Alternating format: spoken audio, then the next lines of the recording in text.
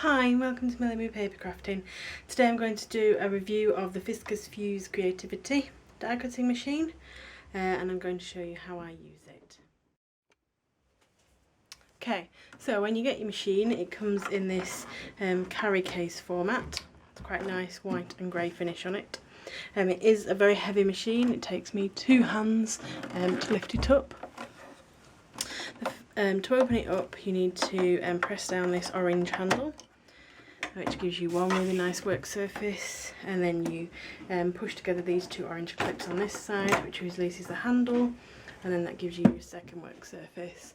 So you have a really nice work area, and then you have this container here. So the first thing you get in your starter kit is this booklet, the Getting Started manual. This has in it all the details about how to do the different functions. So the main thing the machine does is these 5 techniques. It does die cutting and letter pressing, which is embossing with ink, die cutting and embossing or pressing, die cutting only, letter pressing only with no die cutting, and embossing only with no ink or die cutting.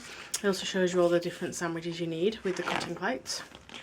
It shows you how to use the machine for all the different functions. There's also in here the adapter kit, which is available. It costs about £50, which I think is quite expensive, and they recommend that to use for other competitors' dies. There is a table in here of all the different dies that you can use, which include obviously all the Fiskars products. There's Lifestyle Crafts, Sizzix, all the old ones, the Clear-Its, the Embosslets, embossing folders, the Stampin' Up letterpress plates, Provocraft, Cuttlebug dies, embossing folders, and then all the Spellbinders, Nestabilities and so on. You can also use the Fiskars texture plates.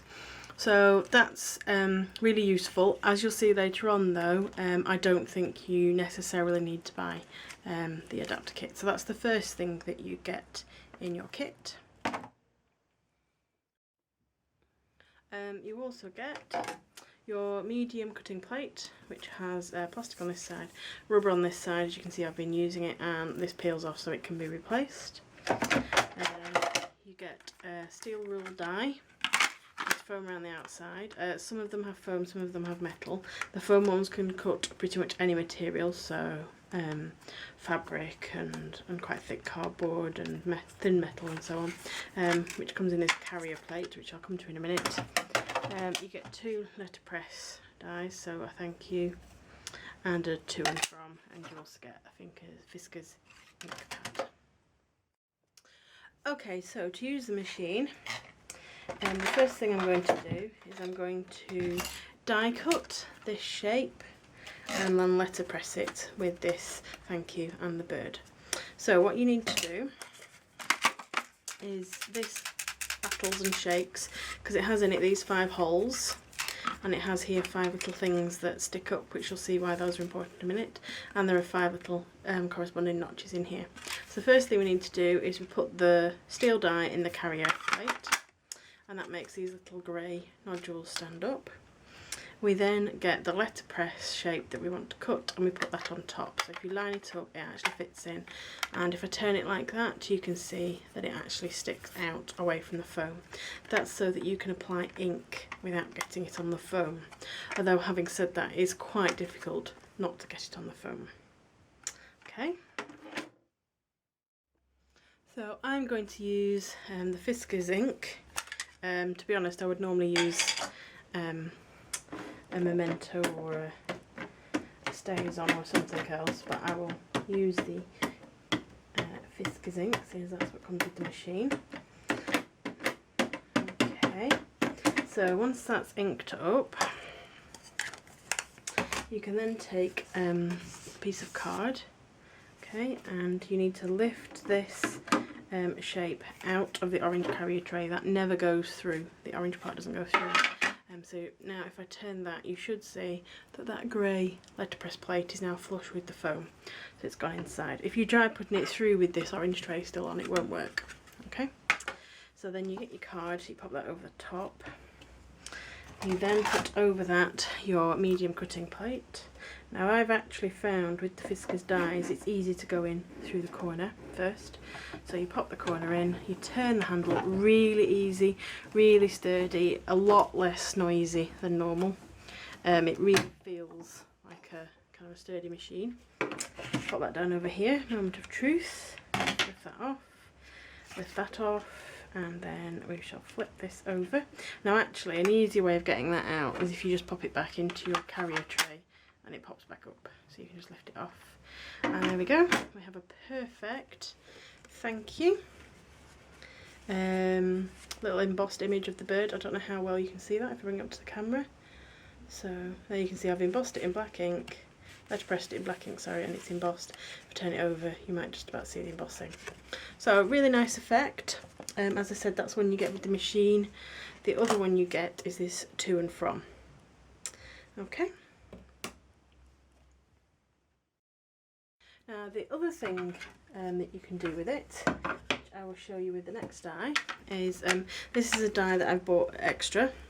This is a chemical etched die. It has metal around the outside rather than foam. And this means it's not intended for cutting the heavier material, so really it's just for paper and card. This is the flower shape, so that goes in the carrier plate. And this comes with 2 letterpresses, which are these 2 here. As I said, I bought this extra. On reflection, I'm not sure how useful of a shape it is. It's quite a large flower, but I'll show you what you can do with it. So last time we die cut and letterpress, so this time I thought we'd just die cut first. So I'm going to take the die out of the carrier plate, because remember that doesn't go through the machine. I'm going to pop it on the base. I'm just going to take a piece of patterned paper, a nice bit of patterned paper, put that on top, put my cutting mat on top, like so, feed it into the machine. Oops, corner first, catch it at that side, and if we lift that. Okay, so here, if I lift that off there, you can see you've actually got a really nice die cut shape. Okay, like I say, I'm not sure how useful that shape is. The next thing I'm going to do is I'm going to take this plate.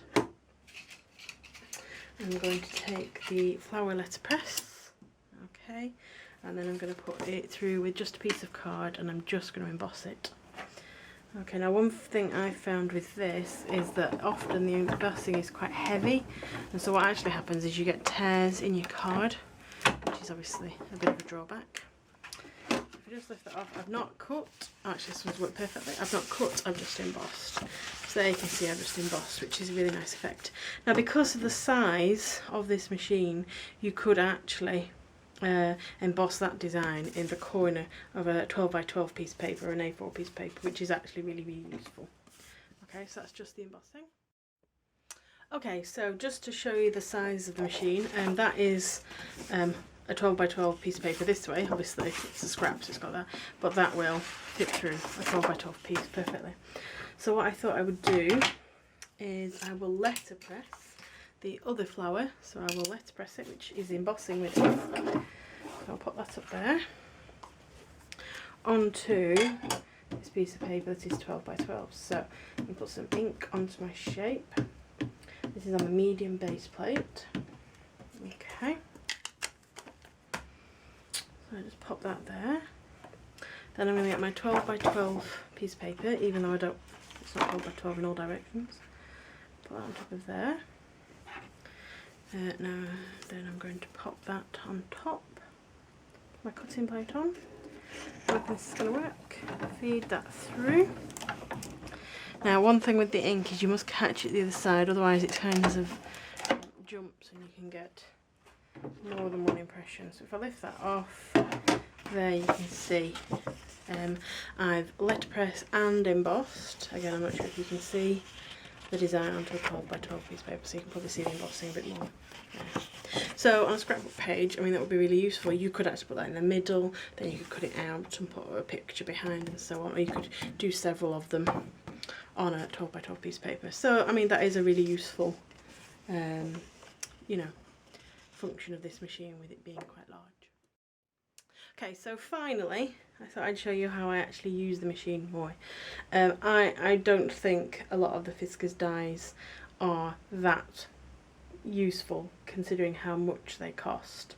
I'm also a bit disappointed that the standard plate you get is a medium plate, which is this size, which, as you can see, is an absolute fraction of the size of the machine. You can get larger plates and you can get larger dies that are 12 by 12, but again the cost is absolutely astronomical, and I really don't think it's something that I can be investing in at the moment. So as I said, there is an adapter plate available, but what I actually found was that my Cuttlebug plates work brilliantly. So I have the Cuttlebug A, B, 2B and a C plate, and I can pretty much do everything I need to do with this machine that I could do on my Cuttlebug, but the advantage being that it is a lot more stable. Now I have this all set up all of the time, which is really useful. I wouldn't recommend this if you don't have a space to set it up on. I don't have this on my craft desk all the time. I have it on a set of drawers behind my desk, and I think that's fantastic. But again, like I say, if you need to be constantly packing up your die cutting machine, I really don't think this is the answer for you. Okay, so I've got my A plate on this really nice work surface. I'm going to put my B plate on top, so that's my cutting plate.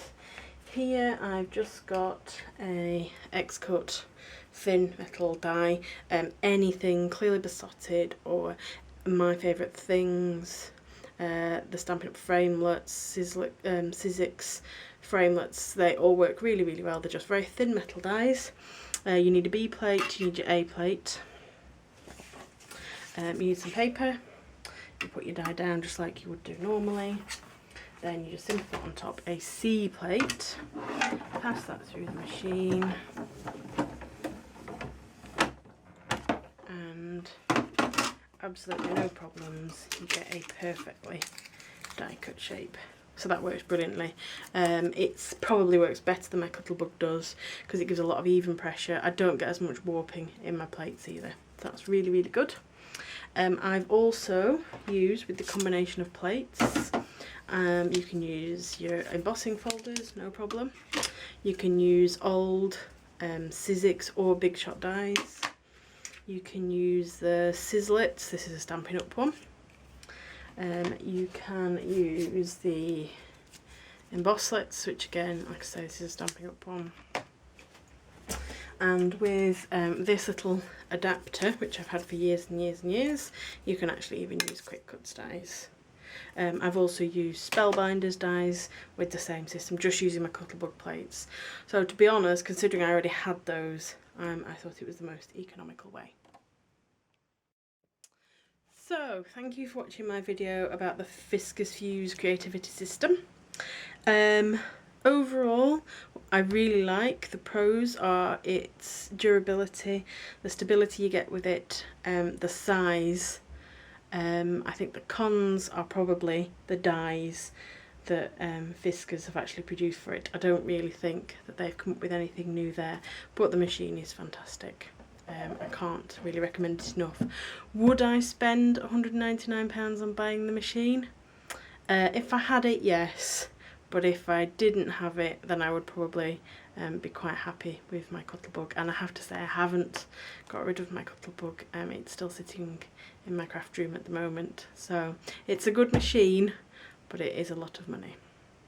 Okay, so thank you for watching. If you've got any comments or questions, then please leave them. And if there's any other videos you'd like me to see, then leave me a comment as well. Thank you.